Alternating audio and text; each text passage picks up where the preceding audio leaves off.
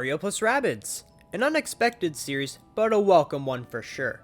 In this video, I'll be trying my best to sum up all my thoughts on Mario plus Rabbids Kingdom Battle and Mario plus Rabbids Sparks of Hope.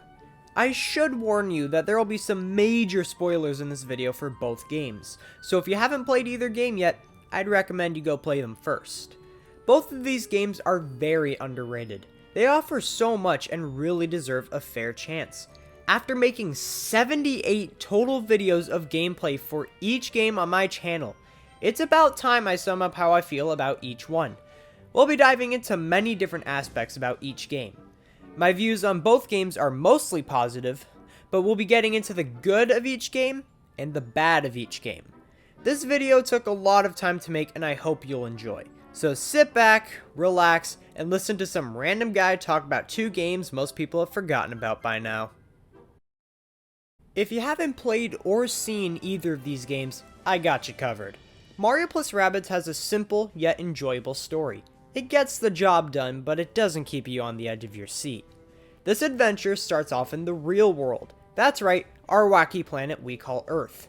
While I don't believe that's confirmed, it's fairly obvious. You get this shot of someone's basement. She just so happens to be the world's biggest Mario fan. She also appears to be an inventor. Soon after the shot of this person's basement, we are introduced to a new friend, Beepo. Beepo is this inventor's invention. Beepo is just a floating circle with a conscience, though. He's fairly powerless. However, the inventor appears to be working on something far more powerful.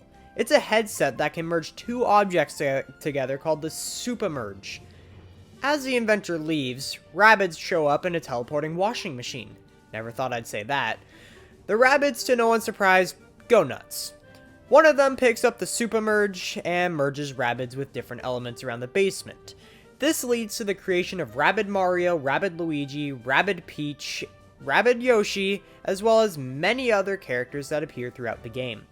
The washing machine suddenly sucks all the Rabbids back in, as well as Beepo, and heads for the Mushroom Kingdom. The Rabbids interrupt a normal day in the Mushroom Kingdom by creating a massive portal in the sky that sucks up Mario and all his friends, taking them to another world. As Mario and friends stumble into this new world, Beepo is seen falling from the sky as Mario saves him from getting crushed by the washing machine. On the ground, Mario and Beepo are met with two new Rabbid friends, Rabbid Luigi and Rabbid Peach. It's from here Mario, with his new Rabbid friends, must prevail to save the world from Spawny wreaking havoc with the Super-Merge. This adventure will require turn-based combat, puzzle solving, and the power of friendship. I'm sorry. Mario and friends yield powerful weapons that will help you in your battle to save the day. There are many boss fights that get in your way as well, such as Rabbid Kong, Icicle Golem, Phantom, and more. Bowser Jr. even gets in on the action as he takes Spawny and plans to use his powers for his own bidding. This is one of the many things Bowser Jr. does to get in your way. At the end, you're met with your greatest challenge yet. You're introduced to Megabug, a dragon-like creature formed from mutated Rabbid DNA. Megabug takes control of Bowser to become Mega Dragon Bowser. Try saying that 10 times fast. Mega Dragon Bowser doesn't go down without a fight. This battle will require your best efforts to defeat him. Once you do end up defeating him, you get this epic shot of all the characters joining together to deliver one last blow to end the Megabug's wrath. Once and for all. Or so you thought. The game has you believe Megabug is defeated and Spawny is now safe in your hands. Now the world should return to normal, right? Enter Mario plus Rabbids Sparks of Hope. What seems to be a normal day in the Mushroom Kingdom between Mario and the Rabbids is quickly interrupted by a new dark and menacing being, Cursa. Cursa shows up out of nowhere shortly after Mario finds a rabbid-looking Luma known as a Spark. We'll come back to them in a bit. Mario, Rabbid Peach, Beepo, and the Spark enter the Dark Mess dimension. This is where the game gives you the tutorial. From here, you're rescued by the rest of the crew and embark on your new journey to stop Cursa and save the galaxy. You also learn that these Sparks have different abilities that can help you in battle. You're also introduced to Genie, Beepo's creation, who has apparently gained a conscience and is ready to put him and his knowledge to shame at any given moment. From here, you'll venture all across the galaxy to some incredible places such as Beacon Beach, pristine peaks, Palette Prime, Terraflora, and Barrendale Mesa. You'll even meet several new friends in these worlds such as Augie, Captain Orion, Woodrow, Bia, and Mama. Some of these friends will even fight with you, like Edge, Rabbid Rosalina, and Bowser. You heard me right, Bowser is ready to fight by your side in battle. Reluctantly, however, he isn't really given much of a choice. You later find out that Cursa was actually controlling Rosalina the entire time. It's now up to you to stop Cursa and free Rosalina along with all the Sparks caught by the Spark Hunters. Did I forget to mention them? The Spark Hunters is a group that consists of Midnight, Bedrock, and Daphne. Edge was once their leader before switching over to the good side. Anyways, back to Rosalina for a second. You eventually find out that the reason Cursa is controlling Rosalina is because their bodies were merged together. It's a long story. I'll try to summarize it the best I can. When Megabug was defeated, a fragment remained floating through the galaxy that eventually gained sentience and grew into Cursa. Cursa became drawn to the observatory by all the joy emitted from the Lumas. Rosalina put herself between Cursa and the Lumas in order to protect them. The Rabbids and Lumas were flung far away and merged together from a powerful energy blast, creating the Sparks.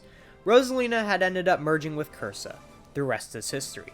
After a long journey to free Rosalina, Mario and friends defeat Cursa once and for all in another incredible shot of all of them preparing their weapons for one epic blow. Finally, things are normal. For now, at least. Hopefully that was a good enough retelling of the story for you to get an idea of what's going on with this game. Now let's talk more specifics. As you probably already know, Mario + Rabbids is a strategy game based off of turn-based combat. The goal of each battle is to use your 3 heroes to defeat all enemies on the battlefield. Your heroes are equipped with several skills and abilities that will allow you to prevail against your foes. You can only move one hero at a time.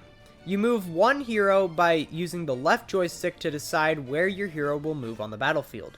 While moving, you can dash your enemies to inflict a bit more damage, or you can team jump and get a little farther on the battlefield. Your movement is also limited, so you can't move anywhere you want. Each hero is equipped with a weapon. This will be your main way of attacking. There are 3 different weapons in this game. The blaster, wielded by Mario, Rabbid Luigi, Rabbid Peach, and Luigi, will fire one single blast at any enemy, dealing a decent amount of damage. It's simple and will get the job done well. This weapon is called the Warb for Rabbid Luigi, and the Precision for Luigi, but the properties are still the same. The Boom Shot, wielded by Rabbid Mario and Peach, will fire a wide blast damaging multiple enemies within its range. However, it can also damage your friends in the process, so be careful. The Rumble Ring, wielded by Rabbid Yoshi and regular Yoshi, will fire multiple shots at one enemy. There are even special techniques used by each character. The Mario crew all have a form of Hero Sight, which fires a shot at any enemy that moves within its range when activated. The Rabbid characters all have a form of a shield, which, if it isn't obvious, protects them against various attacks. There are too many techniques to list all of them, but I think you get the point. There are also different kinds of battles, such as defeating a certain number of enemies or reaching a certain area on the battlefield. Outside of the main combat, there are several puzzles to solve within this crazy world. Many of these will be fairly simple, but others will require a lot of your time, especially in World 4. The puzzles usually revolve around pressing buttons, pushing blocks, picking up and putting down objects, breaking blocks, and digging. That's kind of all you can expect from Kingdom Battle. This game is very similar to the first, but very different at the same time. Everything is done similarly, but it's very different as well. Instead of only being able to move one character at a time, you can now move all your heroes freely. This allows for a lot of different strategies and possibilities within each battle. Each character now has their own personalized weapon. For example, Mario has the dual slingers so he can shoot 2 enemies instead of 1. The characters have been stripped of their techniques, but the sparks make up for that. The sparks change everything. I can't tell you how many battles I've cheesed just by using the Ethering Spark. Each spark is unique, and deciding which ones to use is a crucial part of the game. When it comes to the puzzles, I found that they were way less significant than the first game. Each puzzle, while still challenging, is not nearly as fleshed out as the first. But in a lot of ways, I'm fine with that. The puzzles in this game feel more relaxing and don't require nearly as much brainpower. My kind of game right there. This game was way more focused on the side quests, which were always a nice change of pace. It made the game feel more distinct from the first. Both games have a fair amount of characters to use in battle. The first game had Mario, Luigi, Peach, Yoshi, and the Rabbid versions of all those characters. Each character has certain skills that set them apart from the rest.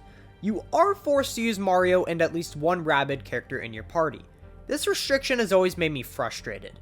For a game that relies so heavily on strategy, a restriction like that can really force you to get used to strategies you don't prefer using. The second game, however, is a lot more flexible. There are no restrictions when it comes to the characters you use. This allows for a lot of possibilities when it comes to your strategy. Mario, Luigi, Peach, and their Rabbid versions all return from the first game. Yoshi and Rabbid Yoshi were cut from this game, however. There are also many new characters to make this game feel different from the first. Try using Edge, the new emo Rabbid wielding a giant sword and is ready to kick butt. Or try Rabbid Rosalina, the most unenthusiastic Rabbid of the bunch, ready to freeze her enemies in place. And who could forget Bowser?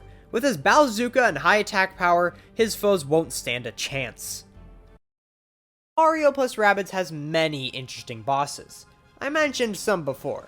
There are many iconic ones like Rabbid Kong, Phantom, Bedrock, Daphne, and more. Which game has the better boss fights, you ask? Well, I'm actually going to go with the first game on this. Don't get me wrong, all the boss fights in Sparks of Hope are fantastic, especially Cursa, but there aren't a lot of them and too many of them are just dark mess versions of certain enemies. But again, many of these boss fights are extremely creative and are a joy to fight. Plus, the Cursa boss fight is truly legendary. You use every character in the game, which makes for an epic experience. Now let's get into Kingdom Battle. Kingdom Battle had a larger number of bosses for you to fight. There were 2 in each world, 1 mid-boss and 1 big boss. The mid-boss usually acts as a regular enemy with a ton more power. The big bosses, on the other hand, usually have special attacks and movement patterns that make them different from a regular enemy. For example, Rabbid Kong will jump from one point of the battlefield to the next when its health depletes. The big bosses also tend to have 3 phases. Each one is relatively similar, but gets harder as your heroes continue to lose health. I personally believe Kingdom Battle's boss fights, while harder, offered more gameplay-wise than Sparks of Hope's did. I mean, the first battle of the game against Tony the Giant Wildclaw is literally just you fighting a giant version of an enemy that appears later in the game. I've been speaking from a logical standpoint throughout most of this game, but I think it's time to talk more about how I feel about each game and the series overall. Personally, these are 2 of my favorite games of all time. Maybe not in the top 10, but in the top 20 or 30 for sure, and that's saying a lot. These games are a great mash of strategic battles and puzzle solving. A lot of people don't like the turn-based combat, which is understandable, but I find it to be incredibly fun and addictive. The puzzles in both games are also a good breather in between battles that are so satisfying to complete. On top of all of that, this game has a great sense of humor. Beepo just happens to be the king of sarcasm. Plus, the Rabbids actually managed to enhance the experience. Most people, including me, can find the Rabbids quite annoying, but this game doesn't focus too heavily on them and really just makes them feel like a design choice at the end of the day. The Rabbids never ruin the experience and can even make the game more fun and enjoyable sometimes.